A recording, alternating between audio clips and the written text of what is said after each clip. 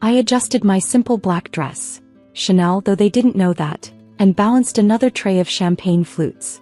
Around me, my mother's annual charity gala swirled with designer gowns and expensive perfume. The same event where, 1 year ago, they'd announced my sister Victoria's promotion to senior VP at Goldman Sachs. Olivia, darling. Mom's voice carried that particular tone of gentle disappointment she'd perfected over the years. The Ashworth's glasses are empty. Do try to keep up.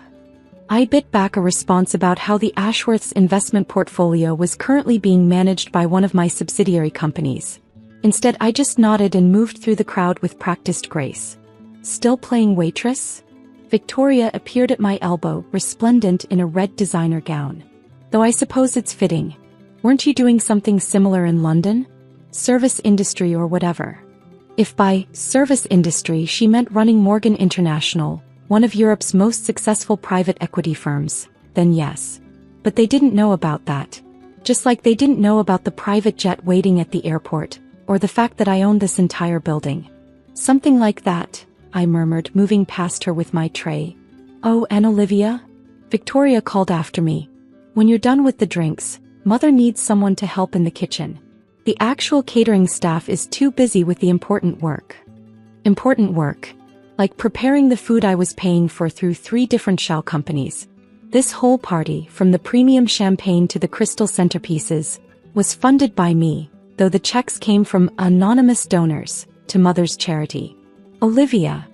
Dad's voice boomed across the room. Stop dawdling and get more ice. The Hendersons need their drinks refreshed. The Hendersons. I suppressed a smile, remembering how just last week their family company had desperately pitched to my firm for emergency funding. They didn't know that the mysterious CEO who'd declined their proposal was currently fetching their ice. My phone buzzed quietly in my pocket. A message from Marcus, my COO.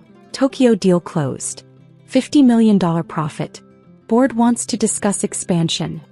I typed back quickly. In meeting. We'll call later. Let them think I was in some boring business meeting. Better than explaining that I was serving drinks at my mother's party because they still saw me as their failed daughter. Who could possibly be texting you? Victoria appeared again, champagne glass dangling from her manicured fingers. Your boss at that little import company?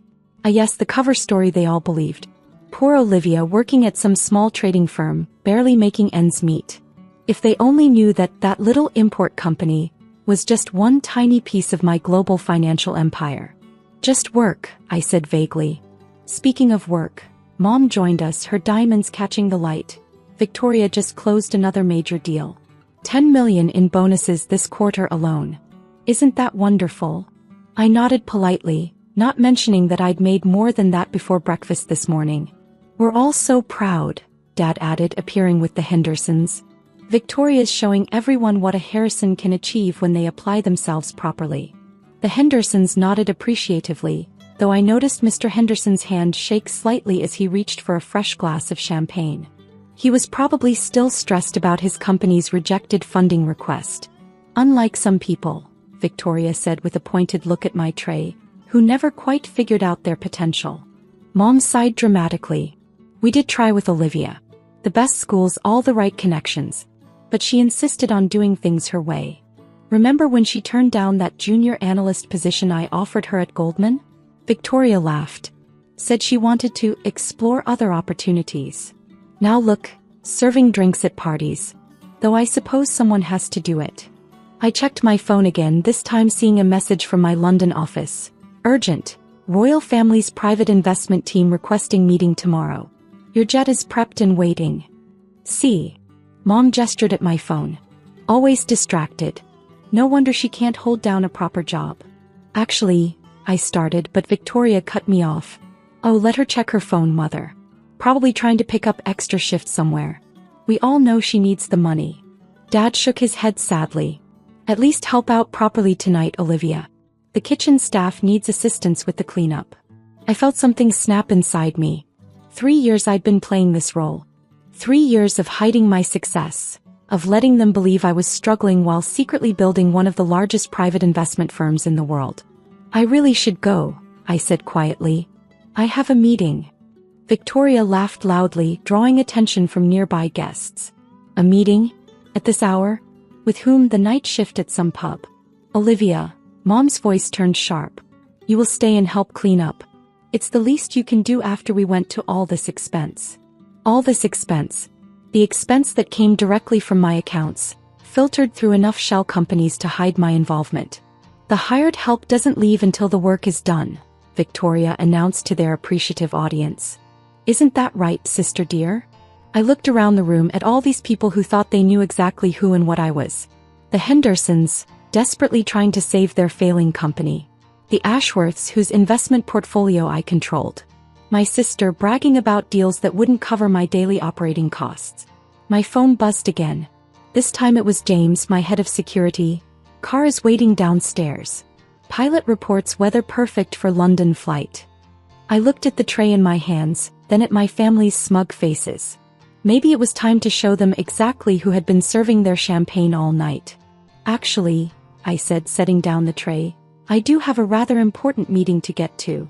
More important than your mother's charity gala? Dad's voice rose with anger. More important than helping your family? Victoria smirked. Let me guess.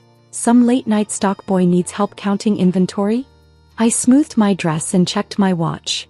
A Patek Philippe that cost more than Victoria's annual bonus. Something like that. Absolutely not. Mom stepped forward, her voice hard. You will stay and help clean up. That's all you're good for anyway. The room had gone quiet, guests watching the drama unfold with poorly concealed interest. Perfect. I smiled, reaching for my phone. Let me just make a quick call. The room fell silent as I dialed, all eyes watching this latest act of defiance from the family disappointment. Victoria's smirk grew wider, probably anticipating another humiliation for her struggling sister. James. I said clearly into the phone. Please come up. And bring the contracts for the Henderson merger with you. Mr. Henderson's champagne glass froze halfway to his lips. The what? Before anyone could react, the ballroom's double doors opened. James, my head of security and right-hand man, entered in a perfectly tailored suit. Behind him came my full executive team, all of whom had been waiting downstairs for this moment. Madam, James bowed slightly. The private jet is fueled and ready. The royal family's investment team has moved tomorrow's meeting to breakfast at Buckingham Palace. They're quite eager to discuss the merger. You could have heard a pin drop in the ballroom.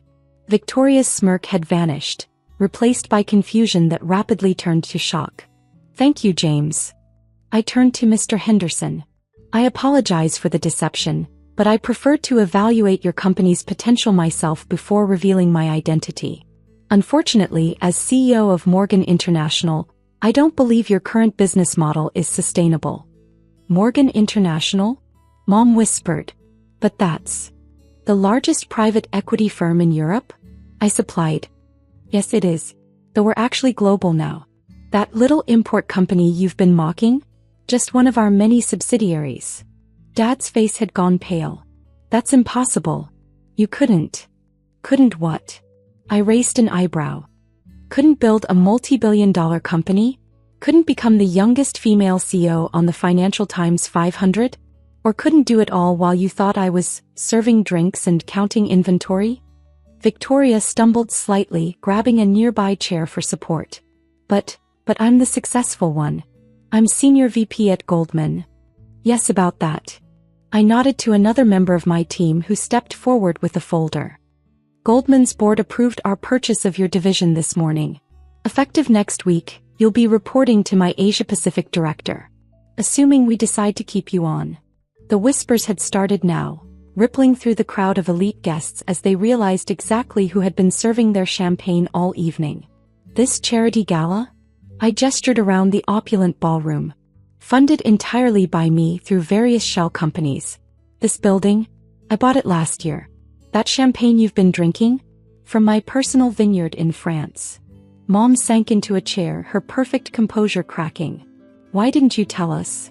Would you have believed me? I laughed softly. You couldn't even believe I was capable of handling a junior analyst position. So I decided to let you keep believing what you wanted. Right until you needed me. Needed you? Dad's voice cracked. The Henderson merger is just the beginning. Did you really think your company's sudden turnaround last year was due to good luck? Those mysterious investors who saved you from bankruptcy? All me. Victoria's face had turned an interesting shade of green. The London office. Those meetings you said you had were actually with me, a cultured British voice cut in. Everyone turned to see Lord Sheffield, one of Britain's most prominent financiers, enter the ballroom. Sorry I'm late, Olivia. Traffic from the airport was dreadful. Quite all right, Charles, I smiled. You're just in time for the revelations. Mom's eyes darted between me and Lord Sheffield, her social climbing instincts warring with her disbelief. You know each other? Oh, we're quite well acquainted, Lord Sheffield chuckled. Your daughter's firm handles most of the royal family's private investments. Brilliant mind for business. Though I must say, I never expected to find her serving drinks at a party. That was my choice, I said calmly. I wanted to see how long my family would continue dismissing me, even as they lived off my success without knowing it. James stepped forward again. Madam, we should leave soon if we want to make the London meeting. Of course. I turned to my stunned family. I'd love to stay and help clean up, but I have a breakfast meeting at Buckingham Palace tomorrow. I'm sure you understand. Olivia, wait. Mom stood up shakily. We can talk about this. As a family. Family. I paused. Family doesn't treat their daughter like a servant. Family doesn't spend years mocking someone's career choices while secretly benefiting from their success. I smiled coldly. But don't worry, I'll have my office send over the bills for all the parties and anonymous donations I've funded over the years. Since family is so important to you.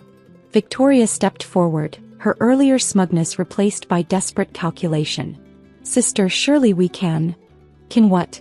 Continue pretending you're the successful one? Keep acting like your banking job is the height of achievement. I shook my head. Enjoy your new position in our Asia-Pacific division. I hear entry-level analysts there work quite hard. As I turned to leave, Dad found his voice.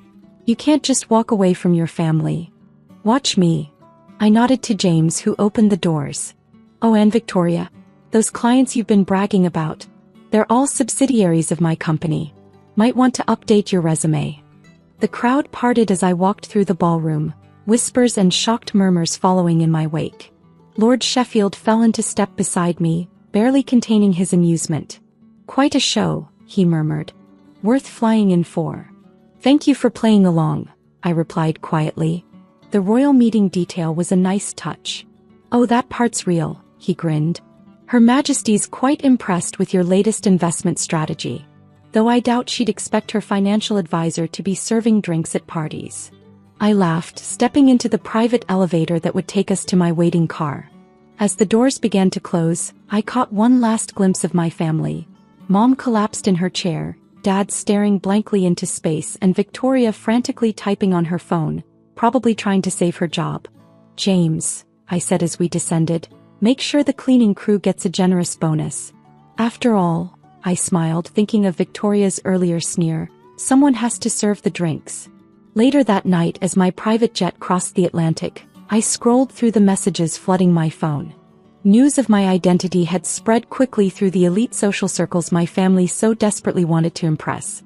Mom, please, we need to talk. We never knew. Victoria, about that analyst position. Dad, the board wants to meet with you. I deleted them all and turned to the contracts spread across my desk. Let them sit with the knowledge that while they were mocking my career choices, I was building an empire. An empire they'd unknowingly depended on all along. Sometimes the best revenge isn't just proving people wrong. It's letting them discover just how wrong they've been, one champagne glass at a time.